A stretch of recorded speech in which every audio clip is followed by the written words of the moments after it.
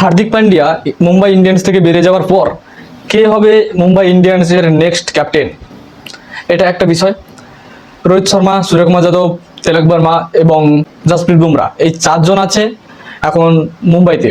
তো এই চারজনের মধ্যে কে হতে পারে মুম্বাইয়ের নেক্সট ক্যাপ্টেন? এবার বলি, রোহিত শর্মাকে, অর্থাৎ রোহিত শর্মার দিকে হয়তো যাবে না মুম্বাই ইন্ডিয়ান্স ক্যাপ্টেন্সিতে, কারণ রোহিত শর্মা টি-20 থেকে রিটায়ারমেন্ট নিয়ে নিয়েছে। টি-20 খেলে আইপিএলে, কিন্তু না গেলেও যেতে পারে। সূর্যকুমার যাদবের দিকেও না গেলে যেতে পারে, কারণ সূর্যকুমার যাদব 2026-এর টি-20 ওয়ার্ল্ড কাপ জিতেছে, সেটা ঠিক আছে, কিন্তু টি-20 দলে সিলেক্টই করা হয়নি তারপর থেকে। অর্থাৎ সূর্যকুমার যাদবের দিকে না গেলেও যেতে পারে। এবার নেক্সট আসি জসপ্রীত বুমরার দিকে। জসপ্রীত বুমরার দিকে গেলে যেতে পারে মুম্বাই ইন্ডিয়ান্সের ম্যানেজমেন্ট, কারণ Jasprit Bumrah as a quality বলার, মানে কোনো বলার দরকার নেই, কীভাবে পারফরমেন্স দেয় সবাই জানে। কিন্তু একটা বিষয় এখানে খটকা লাগছে যে ইনজুরি হতে পারে। বলার তো কোনো না কোনো কারণে ইনজুরি হতে পারে।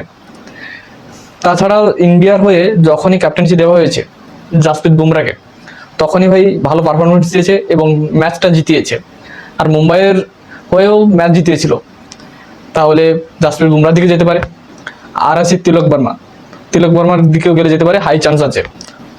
তিলক বর্মা ইন্ডিয়ান টিমে ভাইস ক্যাপ্টেন হয়েছে, অর্থাৎ কনসিস্টেন্টলি ভালো পারফরমেন্স দিয়ে এসেছে এশিয়া কাপে, টি-20 ওয়ার্ল্ড কাপে, এবং মুম্বাইয়ের ইন্ডিয়ান্সের হয়েও ভালো পারফরমেন্স দিয়েছে।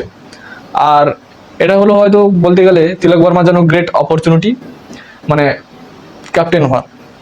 একদিকে ইন্ডিয়ান ভাইস ক্যাপ্টেন, এবং মুম্বাইয়ের যদি ক্যাপ্টেন করা হয় তো লং টাইম চলতে পারে এই ক্যাপ্টেন্সিটা। এই তিলক বর্মার দিকে যেতে পারে। তো তোমাদের কি মনে হয় কমেন্টে বল।